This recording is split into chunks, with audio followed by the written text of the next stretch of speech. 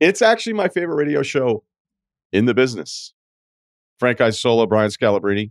The starting lineup, 7 to 10 on Sirius XM Channel 86. And Frank joins us now. What's up, man? Good. And it replays in the West Coast. So now we get the West Coast audience because now nobody's up at between 4 and 7. So now we're trying to get people up between 7 and 10. So we actually have more people who hate me now on the West Coast, which is good. You're really good at it. And I mean this as like somebody, when I listen to the radio show, I'm like, this actually just sounds like an old school radio show in the best way of like the stuff that I grew up with, probably what I was doing there for a long time. And with podcasting kind of taking over, whenever I hear like good radio, I go, oh yeah, this was kind of what it was like. If I'm in the car early enough on the days I'm not taping, I love the show. So I think you guys do a great job. Thanks. I mean, I think, when you were on with Scott, you kind of know each other. You're kind of having a conversation. I mean, there's nothing wrong with people having hot takes. I think we very rarely have something like that. We both kind of view the NBA the same way. It's a great sport.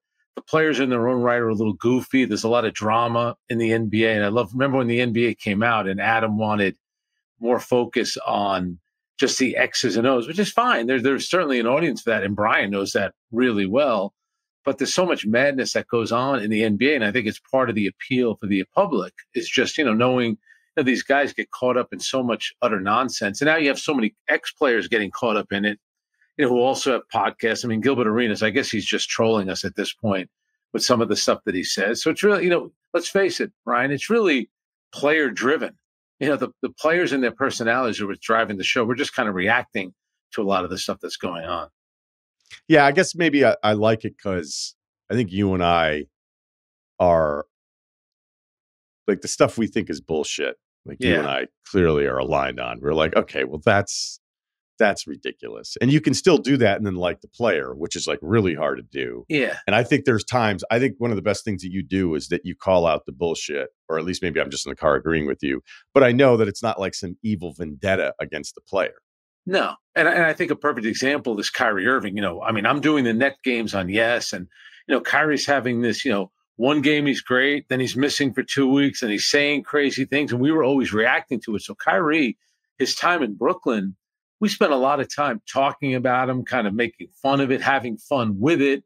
And now this year in Dallas, he's been really good with Luka Doncic. And Brian and I, we'll be the first ones to say, we don't go down the road of, no, it's all a mirage. He's not really that good. We're going to stick to our guns and say something. We're just reacting to what is actually happening.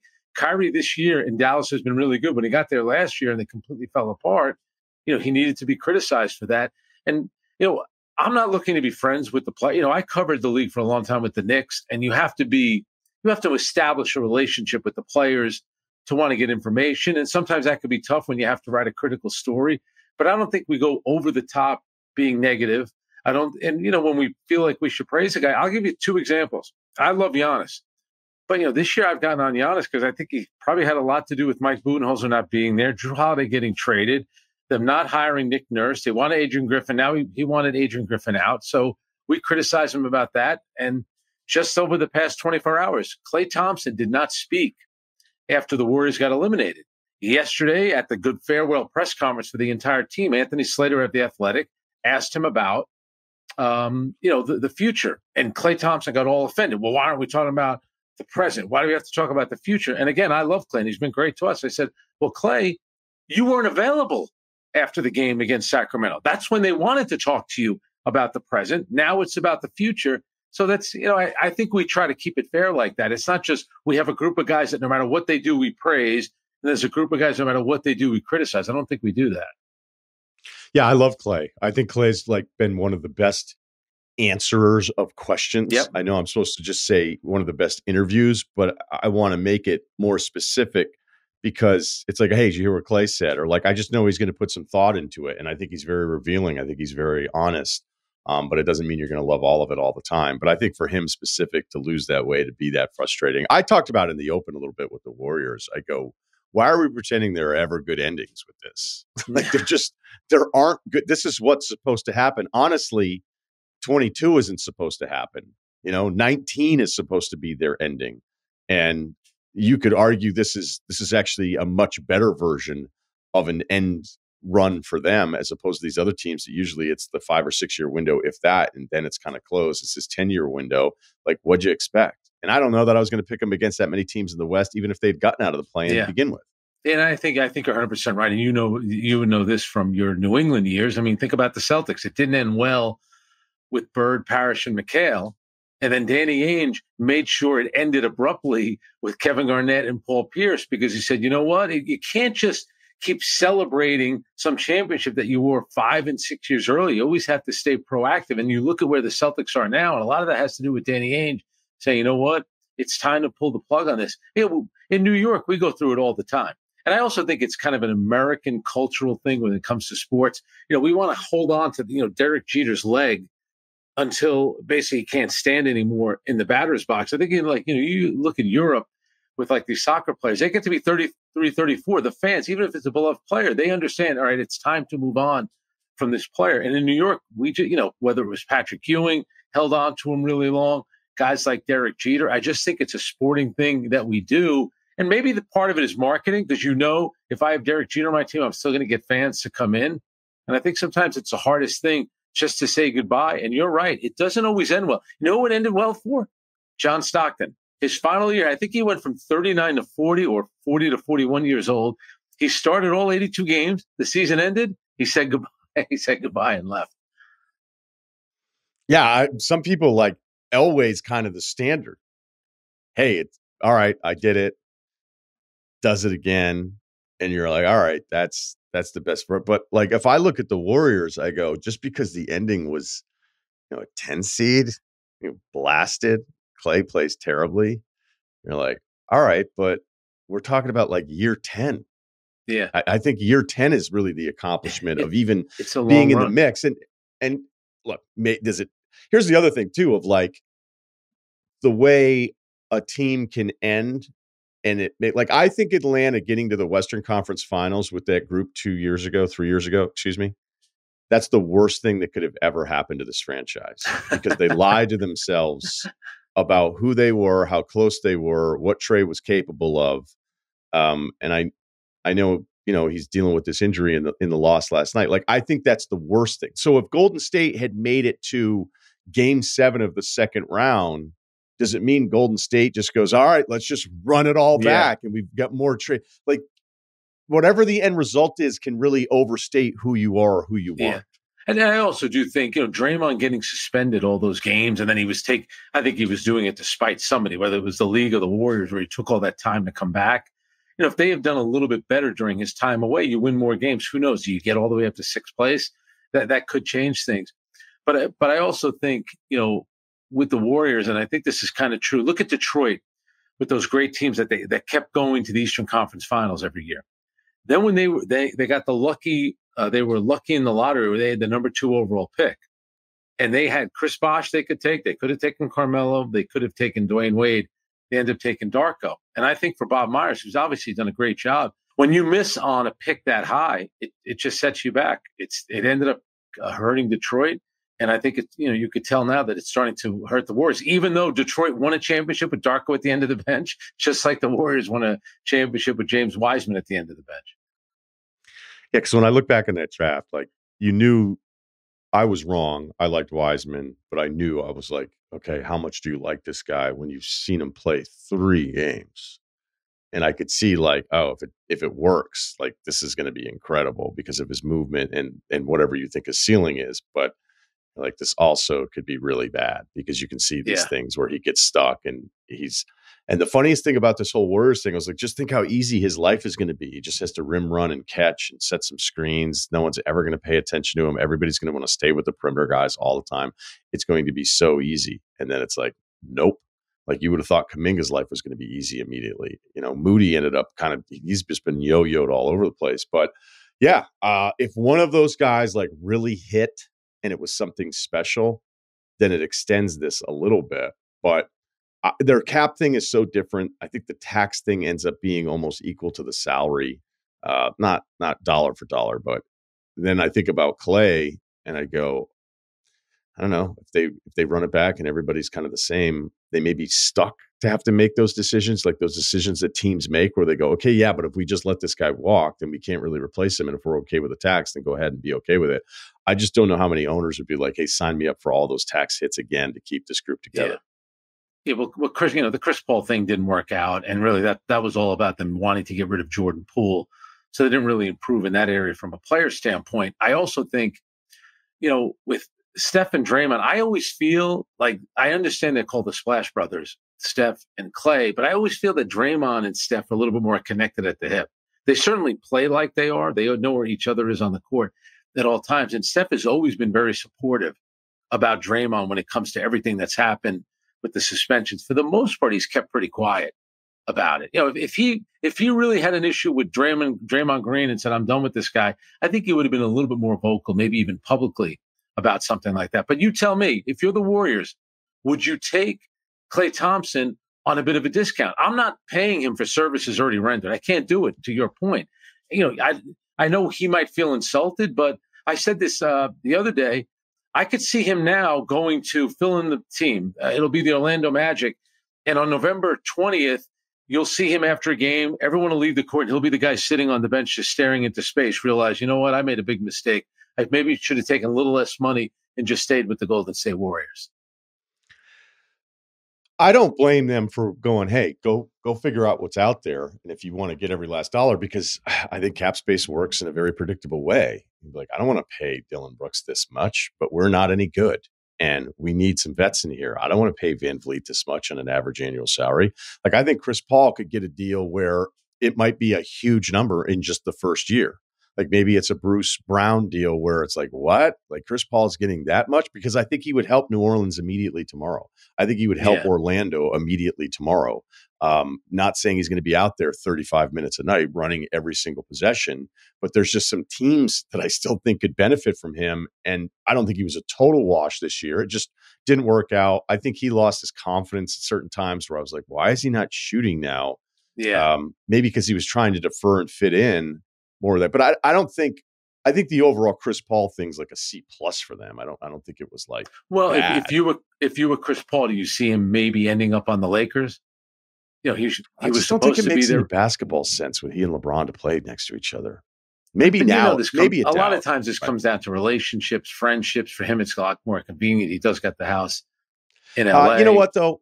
I would say when they were both in their prime, I never understood that. I'm like, why would you guys want to play that much off? Even though I think both guys are so good and so smart, they would always figure it out. I mean, Paul kind of figured it out a little bit with Harden, even though when Harden was off the ball, it drove CP crazy.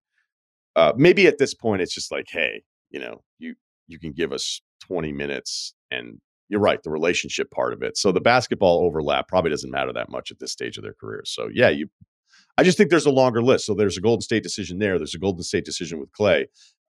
He should have to take a little bit less than what's available to him, because I still think there's a big number out there for him for a bad team. I just think that's what history tells us about free agency.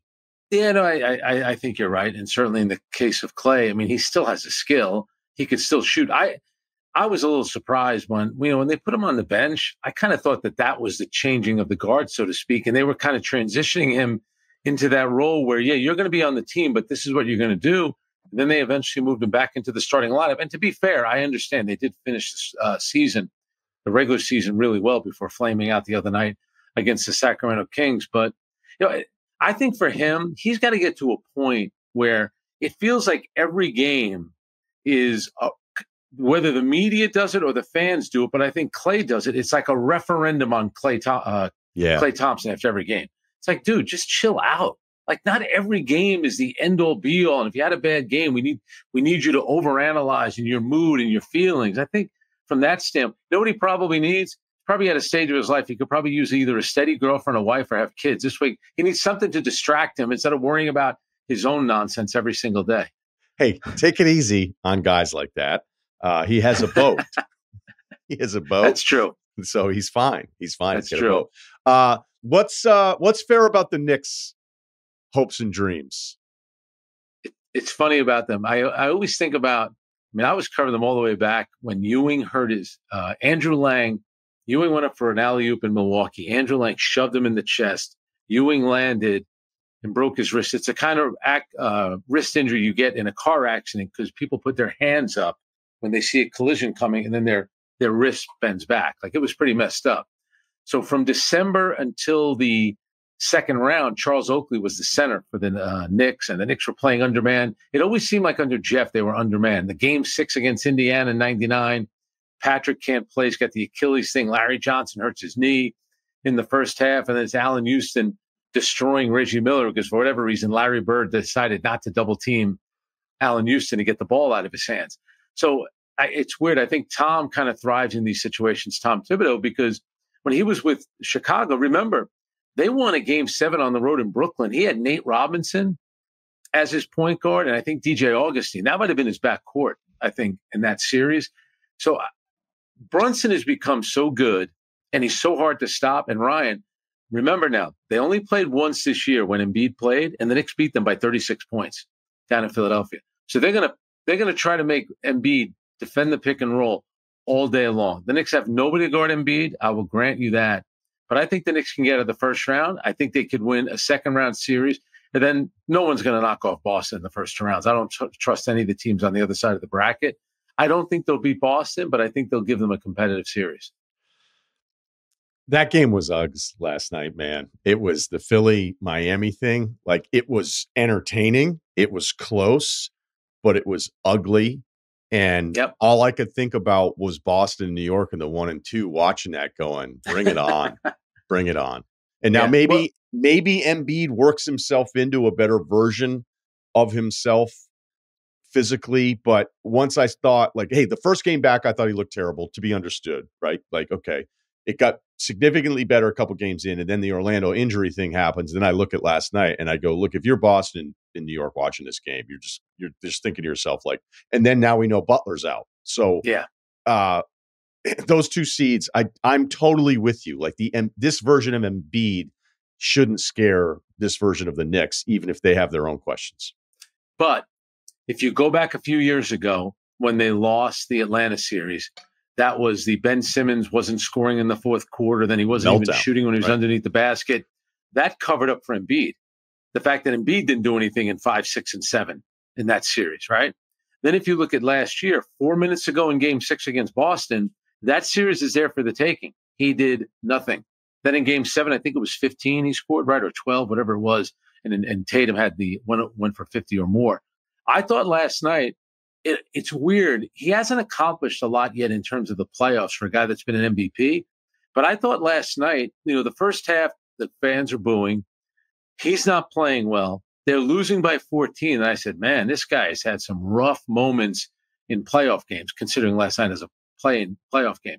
But then in the fourth quarter, he did score 11 of his 23.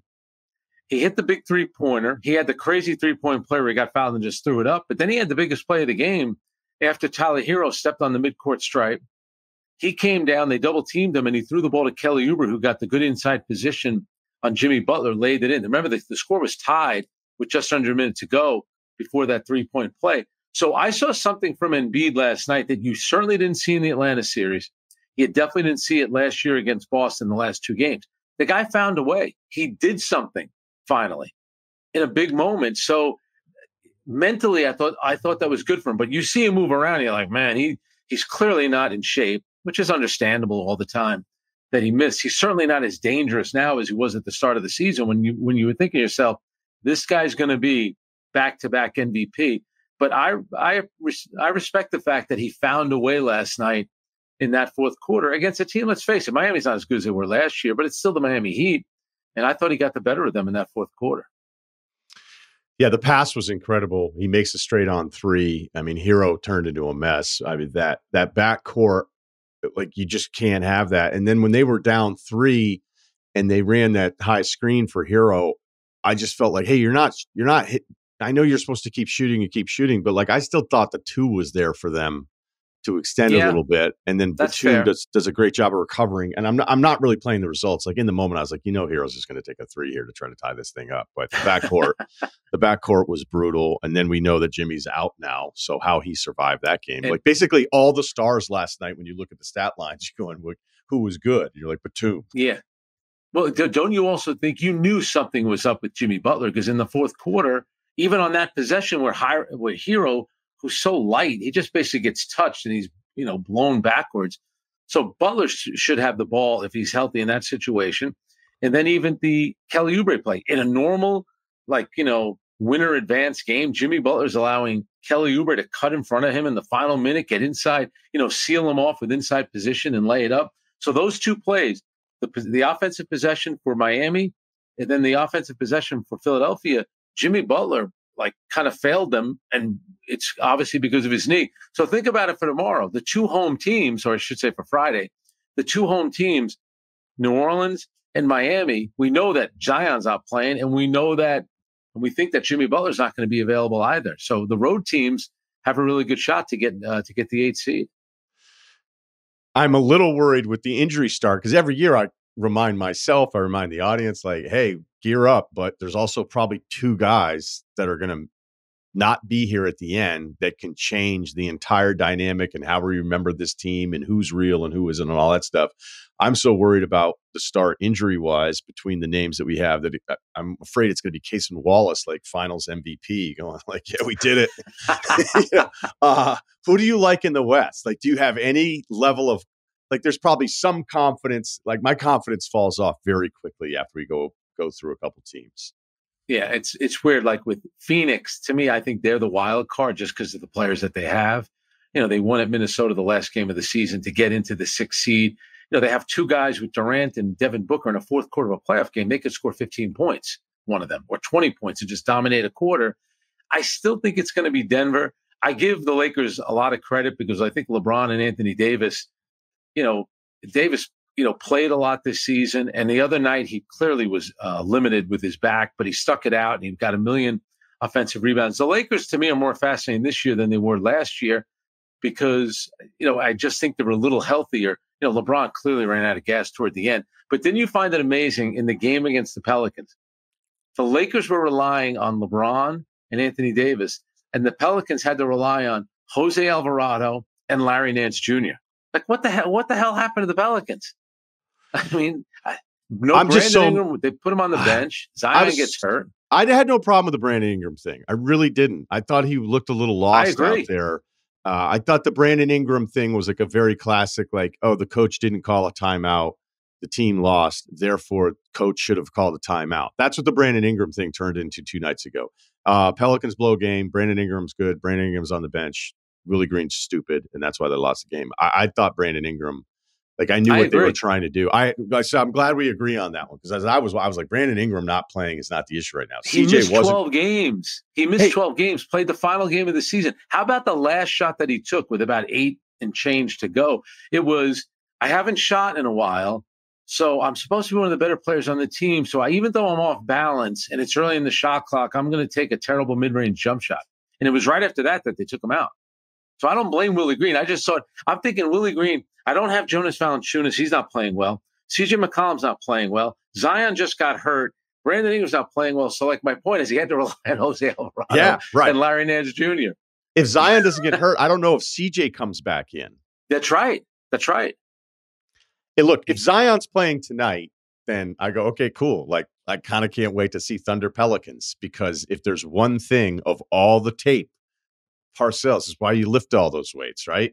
If there was one thing I felt definitive about this season, which is very hard for me to get to because of just being around long enough going, this is plenty of stuff happens. The Pelicans were the worst matchup for the Kings when they were healthy. I know. You would watch the size and I remember game 2, I go, whoa, this is visually, this is upsetting. And then here we are. And I feel, I kind of like that Sacramento got through Golden State because the West is that nasty. In another year, if things were lighter, you're like, hey, Sacramento's kind of a fun story, and they find a way through without Herter and without Monk, who's so important to them. But I really feel bad about Zion having this moment finally, and you're like, is he going to get through and then put the Lakers in the 1-8? And I can't wait. And now I don't know what to do with it. I don't know what to do with it now. Don't you love? So I got a chance to see him twice in person over the past 2 seasons, both in Brooklyn. And they were the home opener last year. This year they came really late in the season. But you watch him play, and he was doing it against the Lakers, where he knows he's got a bigger defender on him. He starts his move outside, drives it, like, you know exactly what he's doing. He's going to drive and he's going to try to finish at the rim with his left hand. He's so quick and strong. This is against Anthony Davis. He's just getting to the basket and laying the ball in. I mean, he's so darn talented. It stinks for him. It stinks for the Pelicans because his entire career, it feels like ever since he blew out his sneaker playing at Duke, it's just been one thing after another. And he's such a unique guy, and it's so cool to watch him play. And now, I mean, they're going to, I don't think they're going to win on Friday without him. I just don't. They're going to need a big time performance, whether it's McCollum scoring 30 plus or Brandon Ingram. I don't know how they're going to beat Sacramento. Yeah. And the crazy thing about Sacramento's win against Golden State is like their guys were making all the shots that you'd expect from Steph and from Clay. Like De'Aaron Fox got lost in it in a way because Murray goes nuts. Barnes has his moments, Sabonis, everything. Yeah. And Ellis, the story there with him, turning himself into a real player, starting for a team that's down. Well, we'll see what happens potentially in the playoffs there. But like some of the shot making from Fox, you just go, if that's going to happen again from them. All right. Last thing here. Do you have a team in your Frank crosshairs of like, Atlanta, we can say, all right, they need to finally figure this thing out here. Yep.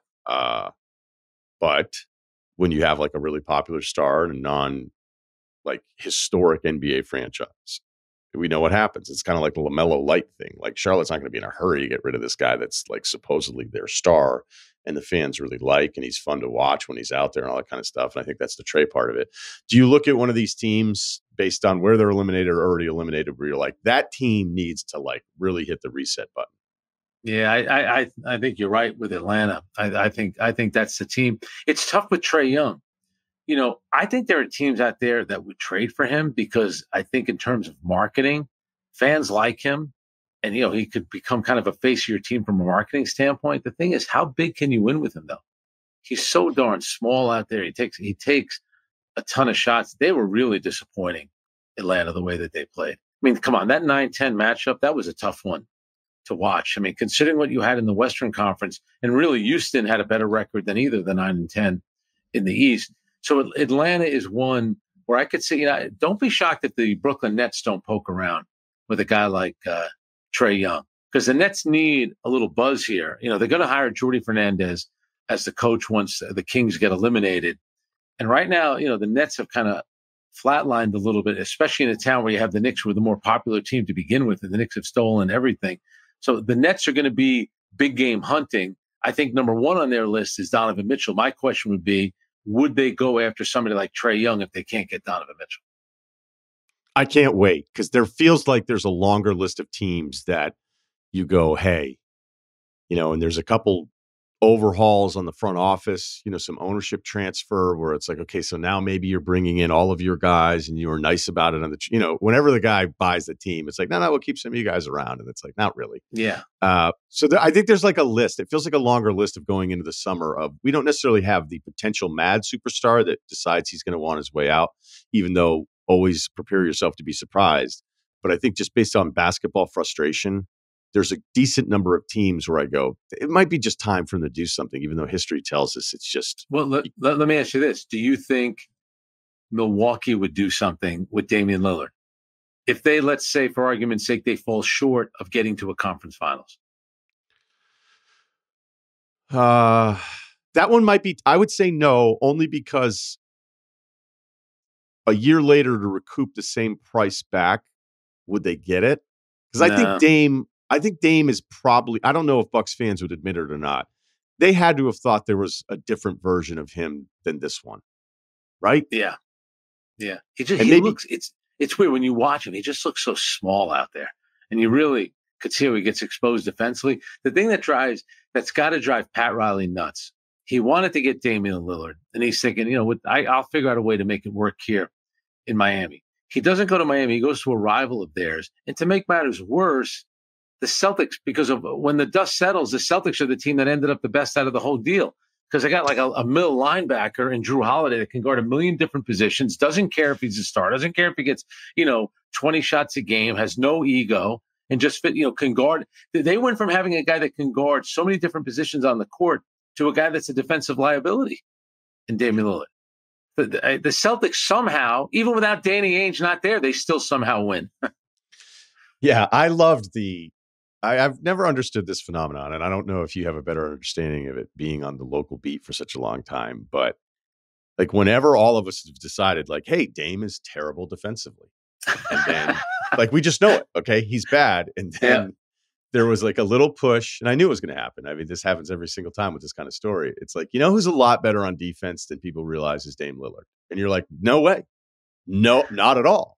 And then there was a national game at the close, and it was Chris Middleton. It's like, and I talked to Chris Middleton, and Chris said that Dame's actually very underrated defensively, and people don't give him enough credit for it. Meanwhile, there's some off the ball action where Dame's on the other side of the lane watching it, just going like, I'm not helping. I'm not moving. I'm not going over there. Like, I never had to do this in Portland. In Portland, I take a million shots. I get a million free throws. There's no pressure on me except for that 1 year where it's another fake sort of Atlanta Western Conference Finals where it's like, okay, you played in it, but that's not really who you are. You also got swept. In a series Kevin Durant didn't play in. And they had a double-digit lead in all 4 games. I thought Golden State was trying to not sweep at one point in, I think, game 3. And they were like, okay, well, fine. If you guys aren't even going to try, I guess we'll just keep our guys in. They had double-digit leads in all 4 games in a series that Kevin Durant didn't play. You know what? I always used to think this about Sharif Abdul-Rahim, who was a really good player. So when he's playing for the Vancouver Grizzlies, it's, on the other side of the world, basically, from an NBA standpoint. Nobody has NBA TV. Nobody has League Pass. We all just used to say, who the most underrated player in the NBA is? It's Sharif Abdul-Rahim. And again, not that there's anything wrong with him, but it was just, well, he must be because we know that he's good and we never really see him. So let's just say that. Then when he got traded and he was, I forget what was it, Atlanta, he ended up wherever it was. It was like, all right, yeah, he's good. He's not great. And in a way, I feel the same way with Damian Lillard. Everyone loves Damian Lillard because he takes the long shots. He does the thing, Dame time and everything like that. But hang on a second. We view all these other guys like Jokic was this moron better win the championship for us to even stamp him as a great player. Damian Lillard's been to 1 conference finals and he didn't take a game off the Warriors in a team that Kevin Durant was hurt. So he kind of just, now it's like because the pressure is on him a lot more and the focus is, now you start to see some of the flaws. That's not to say he's not a lovely guy. I get all that. He's great. And he's a terrific player. But it's a little bit different now that everyone's really watching. Yeah, and that was game 4. It went to overtime. So I just remember there was the one game towards the end of the series where they were saying take it, and they wouldn't take it. Right. Joe Lacob wants another home game. Please win this freaking game. It's like, all right, I guess we'll go to overtime and beat you guys. I think all of that's kind of fair on Lillard there. Last thing. If it is Knicks Boston, do you let yourself 2 rounds of magic? This Brunson thing's incredible. Is he the most popular player since Ewing? Sprewell was really big because they went to the finals. Carmelo was big because, he's from New York. He was born in Red Hook. He's from New York, all that nonsense. And he scored right. He a lot moved of when points. He was what, 7 or 8? What's that? Did he move when he was like 7 or 8 to Yeah. He's from Baltimore. I mean, he would need a roadmap to get to Brooklyn. Give me a break. He's from Brooklyn. It's just like we claim Michael Jordan because he was born there. Michael Jordan probably hasn't been to Brooklyn since the day his family moved down to North Carolina. But Brunson, what you love about him is he fits in. And I get it. You're going to roll your eyes when you romanticize about the 90s Knicks because they didn't win. But what resonated with people just liked the Charles Oakley, Anthony Mason, Derek Harper, John Starks, Greg Anthony, who had the great quote where he said, we were either going to win the game or win the fight. And I think that's what people really like, the fact that every night there was effort. And I think what Jalen Brunson does, and he's connected to the head coach through Rick Brunson, Jalen's dad, and Tom has coached and known Rick forever. It's just that same mindset. It's just about winning. It's just about this moment. We don't care about all the stuff on the periphery and all the other nonsense. And they find these guys that just play along with them. It's just hard driving, hard playing guys. And that's the kind of team that New York likes. But I mean, Jalen's been phenomenal. For him to, become this kind of player has been it's a sight to behold. It's I don't roll my eyes about the 90s Knicks. I like them now more that I'm Yeah. not watching it because I think those kinds of teams, despite falling short of the ultimate goal, like they're important. They're important characters in this league. The continuity of, all right, are you going to get through them? Okay, you got through them, but it's just this dread, and I miss that kind of stuff where it's this team. I just don't know that we have the teams together long enough to build up these characters. And in that case, it was a villain, depending on where you were from, or they were your heroes. And I think it's kind of cool to like guys as heroes that aren't even champions, because it means you just resonate, like they resonate so perfectly. And I do see a little of that with Brunson. I mean, hell, watching Chicago last night with Kobe White going off, I was like, I actually wish Chicago was good. That Yeah, arena I is agree. awesome. Their fans are awesome. And even, look, as a Massachusetts guy, I can still sit there and see that weekend day game at MSG going, that day game atmosphere there is so different Yeah. than what Brunson has given them. Like, I want that to be part of this playoff story. So, And Ryan, what'll happen too if they do play Boston? Porzingis will become a central figure in the whole thing because of his connections with the Knicks. He played with Brunson in Dallas, so I think that whole thing, and there's something will happen in that series, like it always does, where when what you love about the playoffs is the teams get sick of each other after Game 3, and that's when the tensions start to go up, and it becomes even more intense as the games go on. I have I put a future on a Neesmith assault charge for the East. I just think Neesmith in a playoff series, like Yeah. if you had a draft pick of like how many flagrants, how many points you could get for flagrants, I think Neesmith is an early pick. But I'm Yeah, gonna, I'll Josh Hart too, because I think Josh Hart, the fans like him, so I think he's got to kind of play up to that. So he might get one of those plays as well. the great Frank Isola with Scal every morning. That's 7 to 10 Eastern, then replayed on Sirius XM channel 86, the starting lineup. Thanks, man. Ryan, you're the best. Thanks, man.